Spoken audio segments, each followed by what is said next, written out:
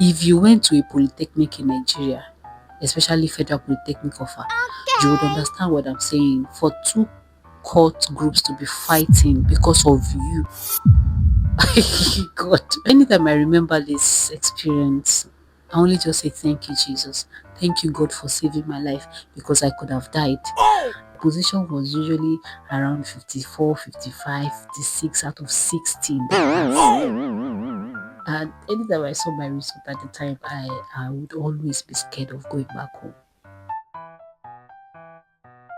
Hi, beautiful people. Welcome to my YouTube channel. Thank you for joining my podcast. Thank you for subscribing. Thank you for your comment.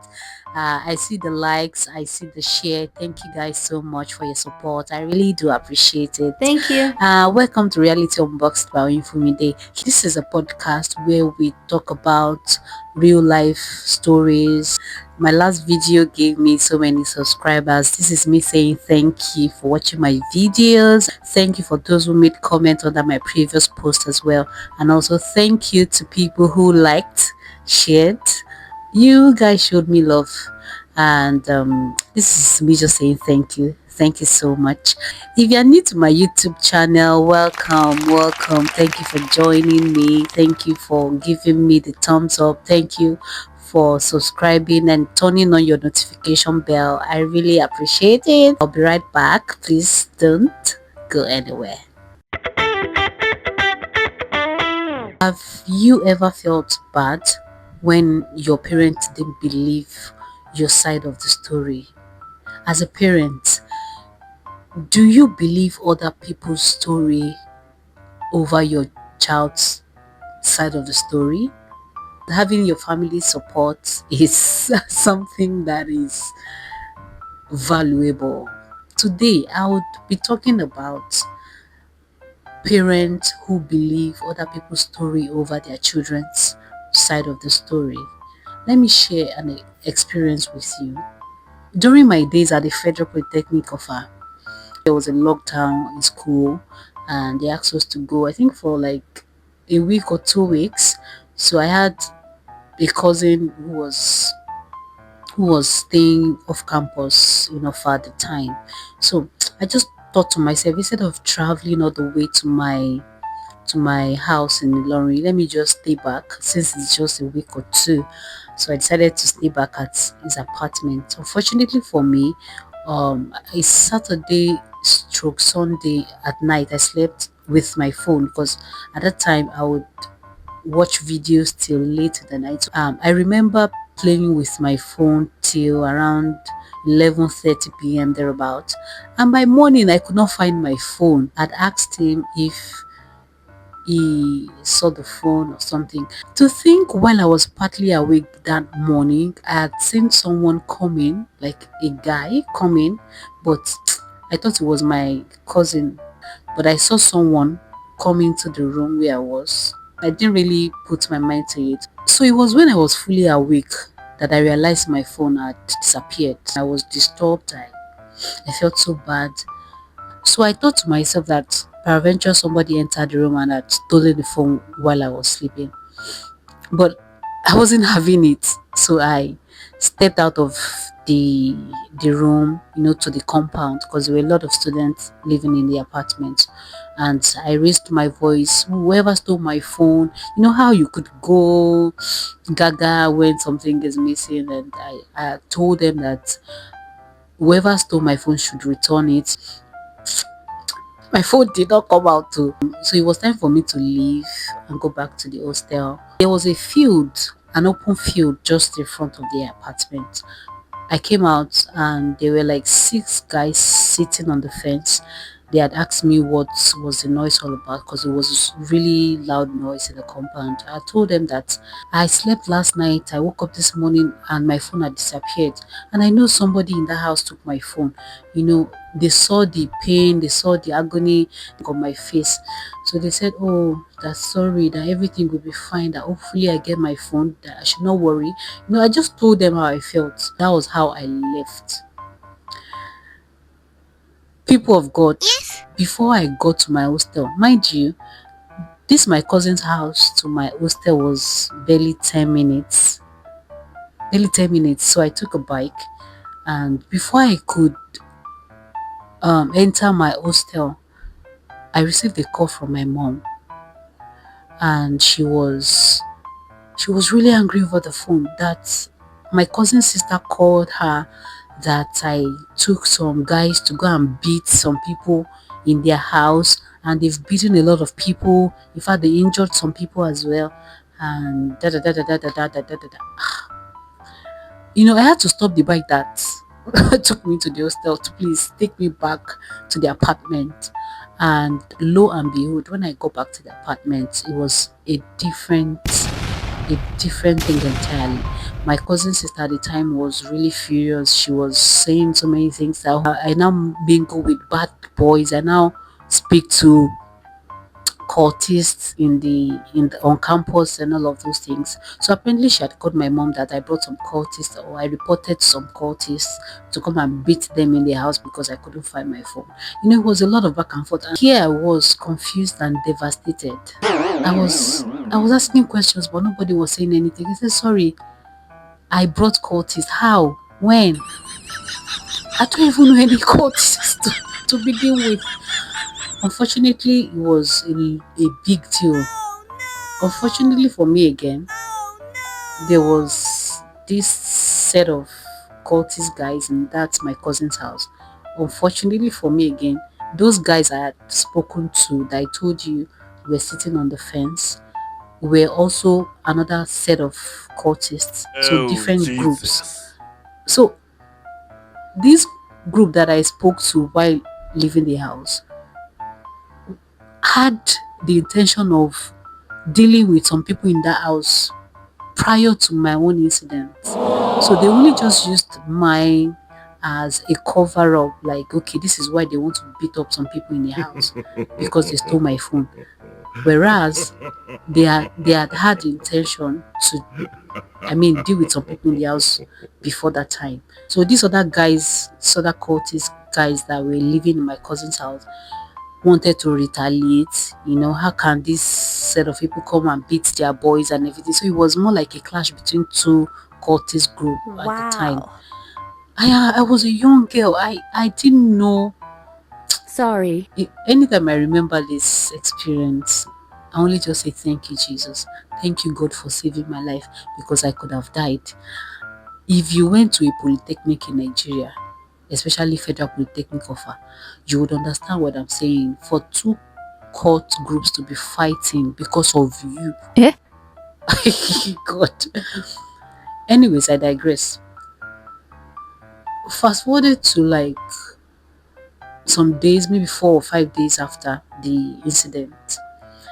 Um, this set of people came to my hostel. Some guys, like, there should be like between 7 to 10 guys came to my hostel, and they called me out that they need me to provide those guys that I brought to that house to beat them up. And I told them that I really do not know these guys. Immediately I stepped out of the house, I just saw them sitting on the fence, and they asked me what happened, and I just naively told them everything that had happened. I told them I don't know the guy. So they said they give me the grace of 2 days. I need to provide those guys. Okay, if I don't know their names, can I at least recognize one or two out of them? I said it was partly, I think it was around, it was late. It was around 7 p.m., 8 p.m. I couldn't have seen their faces, but I think I could even recognize one or two of them, but not like entirely. So I told them that I don't know these guys. They said no, that I have to provide them because they have to retaliate. I went back to my hostel. I was depressed. I was sad. My mom, my entire family members called me saying that, oh wow, you are now this, you are now that. Nobody was listening to me. I tried to communicate that I didn't do this thing. I don't know these guys. As a as a young girl, I felt so bad. Honestly, I felt really bad. And 2 days gone past, they came back to my class. They called me out of the lecture room. I was having a lecture at the time. Was it a lecture or even an exam? I think it was a lecture. I can't remember, but they called me out of the classroom that they needed to see me. They made a circle. They asked me to kneel down and they said, okay, where are the guys now? Am I ready to confess and all those things? I told them that, sir, please, I don't know these people. One of them said if I say sir again, they're going to use something to like you understand that they were ready to do anything to me at the point that why am I signing them when I did something intentionally. And fortunately for me, one of them, I think his name is AY, was dating my roommate at the time. Anytime he came to the hostel, I was really nice to him. I would even give him food and all of those things. We got talking and we got along really well. And he was the one that was now telling them that that he didn't even know that it's me, or because the last time they came, he wasn't among them.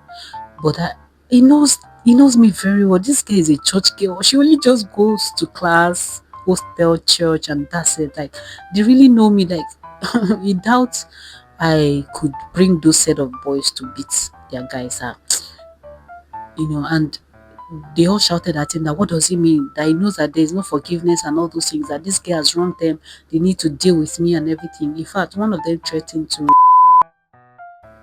publicly, and I mean they said also to me, I think I was barely 17. I think I was 17 years old at the time, and I was just praying, God, please save me. Save me. I've told my family members I am not aware of this thing.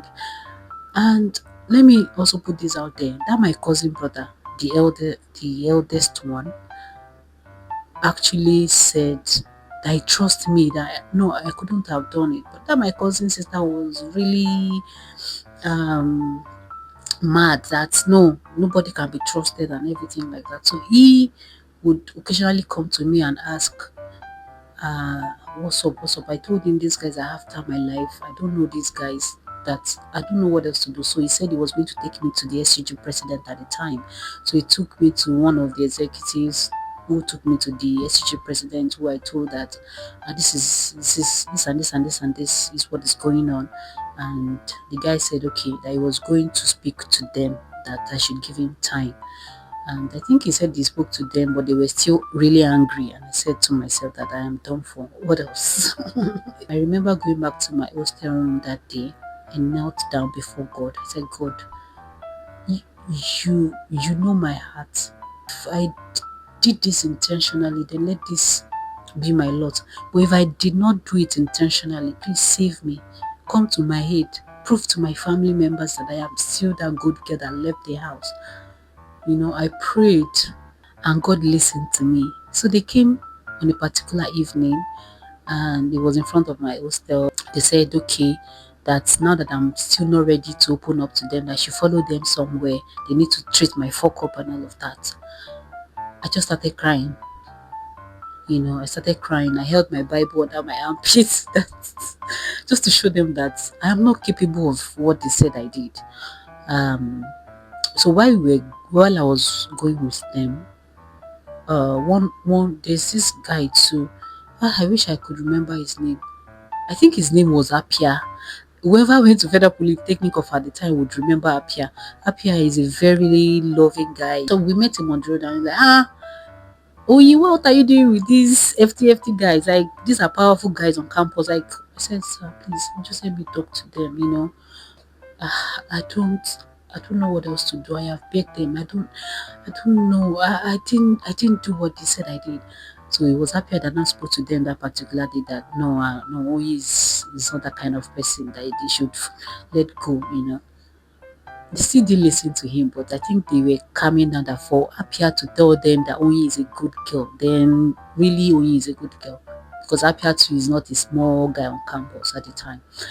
Now, so they came back some days after and called me out of the lecture room again, and they said that they have never ever forgiven someone for that kind of thing before.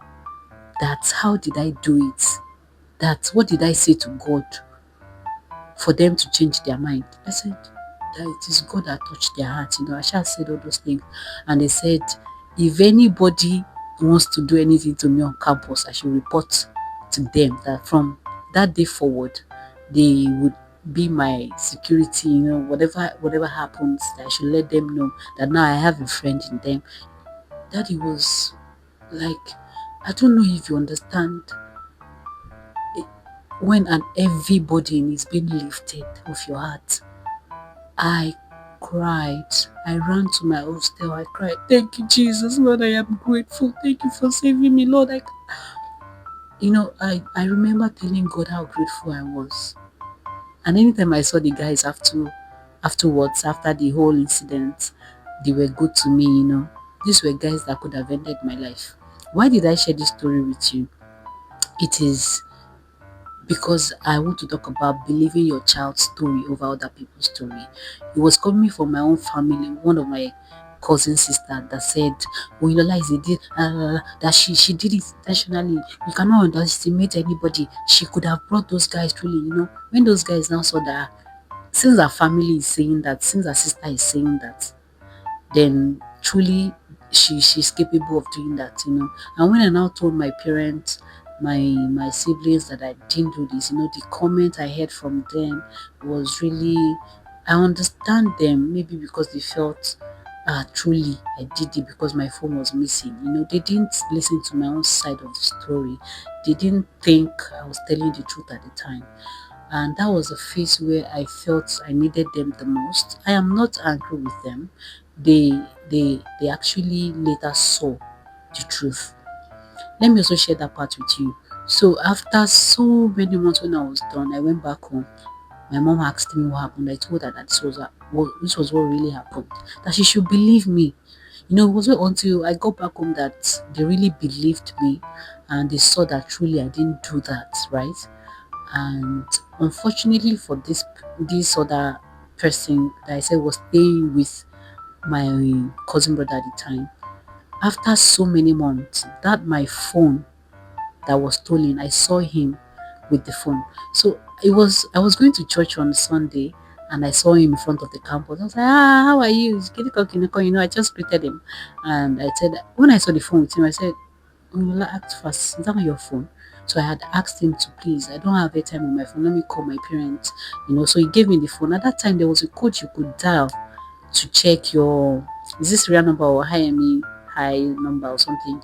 So I dialed the code, and I saw that it was my phone, right? So I took my other phone, took a picture of it, and kept it on my phone. I said, okay, I was going to go back and tell my parents that this was what I saw. Immediately I called my brother.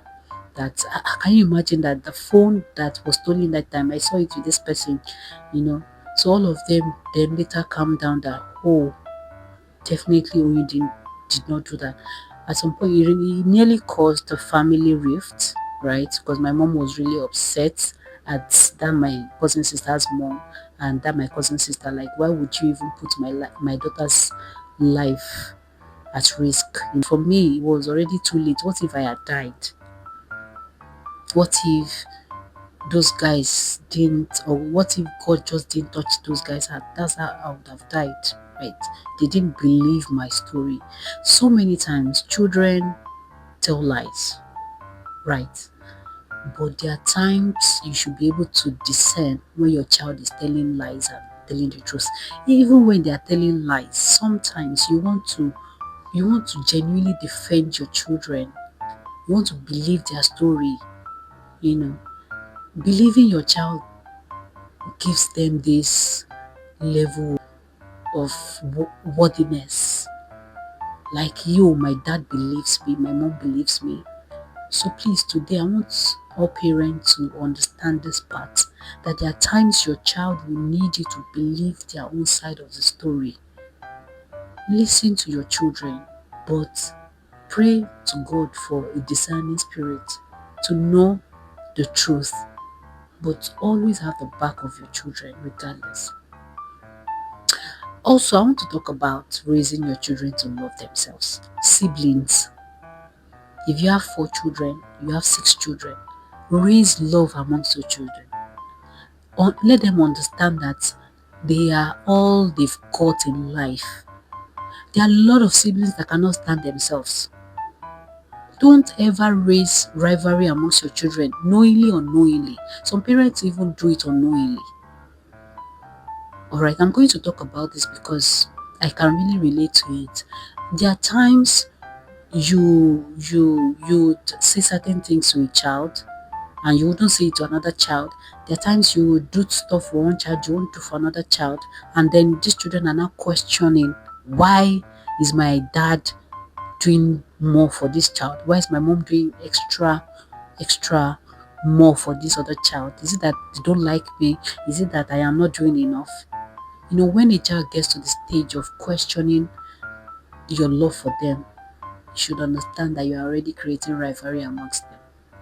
And it won't make sense if your children do not go along. I am of the school of thought that children should see their siblings. You should see their siblings as the only thing they've got in life. Like, I've seen siblings that would, before they even call their parents that they're in trouble, they will call their siblings first, and their siblings would be able to even bring them out of this trouble. These are the kind of traits that you should put in your children.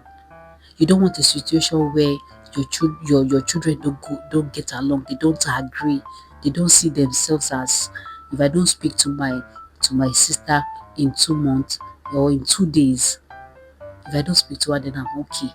Life is busy. I shouldn't talk to my siblings every day. Don't let it get to that point. Siblings should always communicate. There are so many siblings I've seen that I envy a lot. Like they wear the same kind of clothes, they talk every day. I'm like, so their siblings who talk every day. Let me use this Regina Daniels stuff going on right now as an example. Regina Daniel is going through marital issues. However, look at how her family supported her. Like, no, you can't mess with my sister, you can't do this, you can't do that. My sister is the least person you do this to. We are ready to fight. These are the kind of responses family should give in time of trouble. When they need you the most, you are there for them. Regardless of what Regina Daniel might have done, I'm not saying she did anything, I'm just using it as an example. Whereas there are other family members that will come out and say, hey, that's what she deserves. Families holding themselves in time of trouble is everything. Like that's like the highlights for me.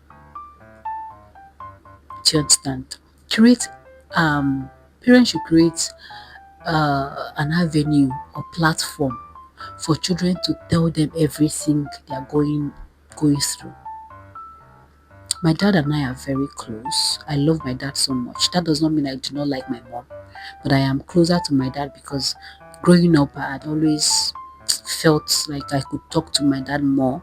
I really, really understand the part where children have preferences as well, which we are still going to talk about in this video. Okay, so create that atmosphere for your children. Let them tell you everything. The moment your children are scared, I don't want my dad to hear this, I don't want my mom to hear this, you are in trouble because they're going to hide a lot of things from you. You and I both know a lot of things we went through while we were away from home. How many of those things can parents boldly say they know? Because growing up, there are so many things that happened to me on my journey. Not everything was mentioned to my parents, and I am sure you also can relate to that. Your parents don't know 100% of the things that happen to you.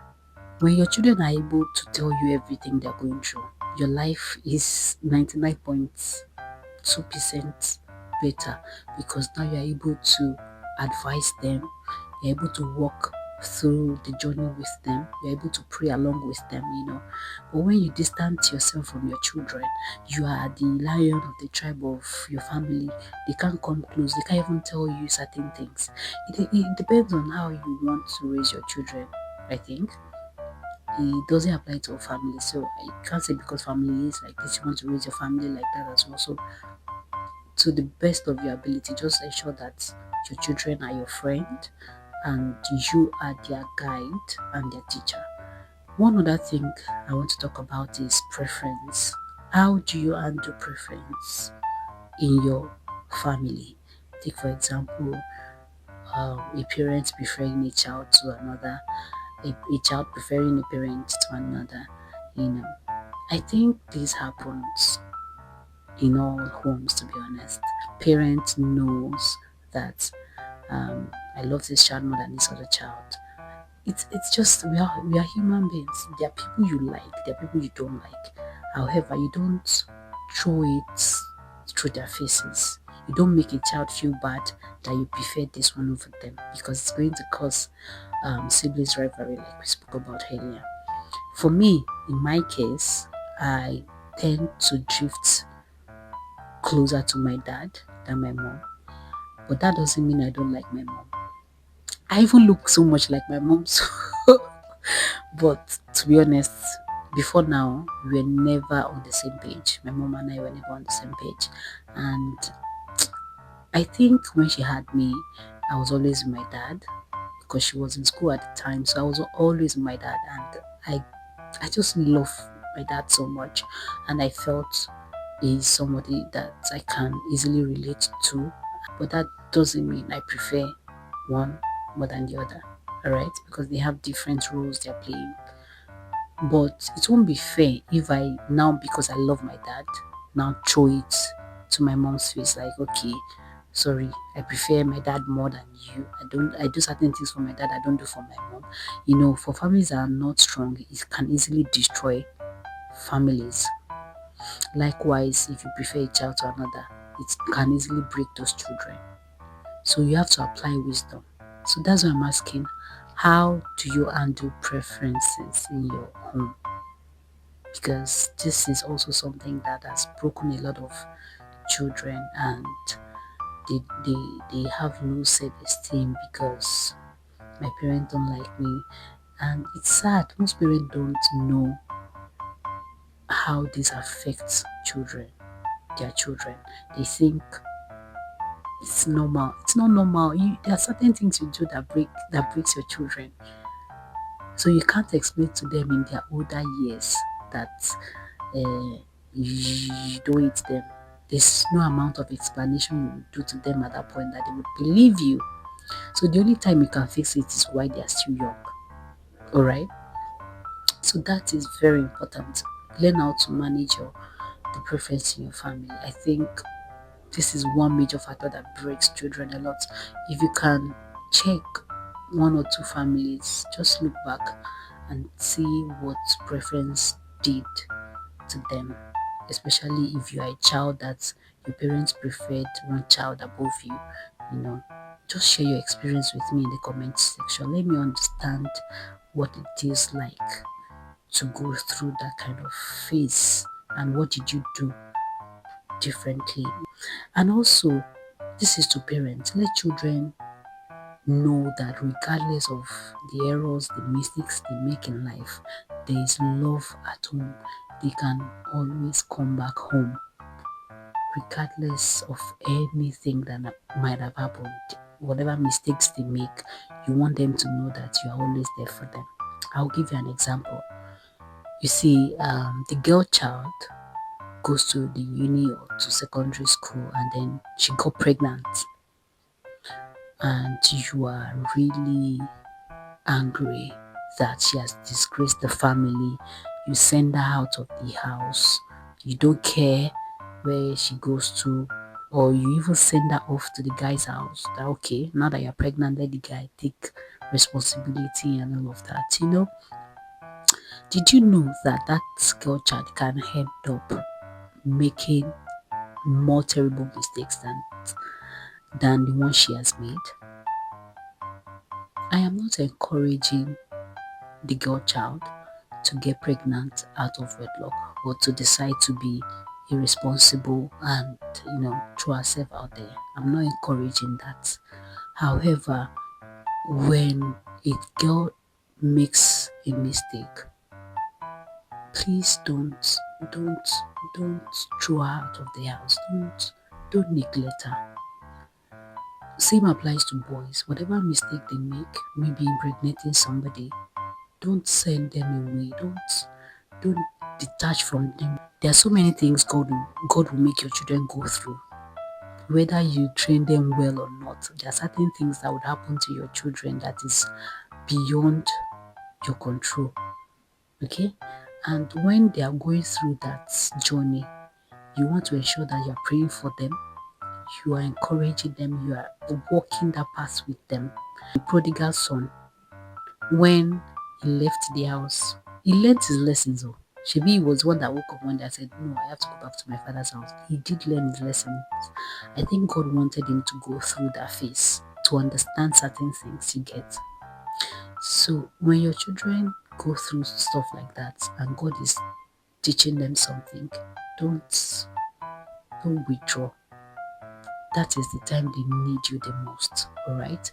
So I want to tell someone out there today that regardless of anything going on with your children, please always speak it to them that there is love at home. They can always come back home. My daughter's school had their PTA meeting last week Friday, and there was this parent that was saying that he doesn't care if his child fails woefully in school. He said that while some parents will be of the opinion that if you fail a course, you are done for. Don't even come to the house. So don't even dare come. I remember that time too when I was in school. You dare not go home with a result that is. I'll tell you what. During my own time in school, secondary school, I was always like the 53rd person in class. My position was usually around 54, 55, 56 out of 60 in the class. And anytime I saw my result at the time, I would always be scared of going back home. I remember the last result I had, I think it was my GSS2 because it stopped at GSS2. My GSS2 third term result was maybe 50 something. The other lady that had 52nd position, mine was 54th, I guess. We were both in the classroom till 5 p.m., 6 p.m. crying. We dare not go back home. But eventually you will summon the courage and go back home. You shall know that when you get home, you'll be beaten, you know. But there are children that will still dust their result and leave after collecting it like nothing happened. It's not encouraging failure or something, but let them know that there is love at home. Identify their struggles. How can I help you? Speak to your children, provide solutions. Don't don't be a parent that will will will punish a child because they're not doing well in life. Understand that you understand certain things, but your children are different from you. They may not understand certain things. You forcing them to understand mathematics, you forcing them to understand physics, or forcing them to the sciences because you went to the sciences, you are setting yourself up for doom. So all of these things, all of these subcategories that I have spoken about, please take cognizance of them and let us also remember our children in prayers, all right? If you are a child, also pray for your parents because it is not easy to be a parent. We all don't know what we are doing. It's God that is helping us as a parent to train you as a child. It's beyond our human knowledge. All right, even at times we use our human knowledge to raise children, but truth be told, it's God that helps to raise children. All right, so please take it easy on your children. Believe your child's story over other people's story. Just pray for a discerning spirit. All right, raise your children to like themselves, to love themselves. Do not encourage sibling rivalry. Create an avenue or platform for children to tell you everything going on with them and handle preference maturely. All right. Also, let your children know that whatever mistakes they make out there in the world, the home, the family will always give them love. All right. If you watched my video up to this point, thank you so much Thank you. for watching my video. Thank you for liking. Thank you for the comments. I would also ask that you give me feedback in the comment section. All right, if you want to also share your experience with me, if you can relate to any of the subtopics I discussed earlier, please just drop in the comment section. I would be happy to read from you, and also I would reply or comment. Thank you so much for joining my podcast. Until next time, please don't joke with your children. They Okay. are all you have got, and you are all they've got as well.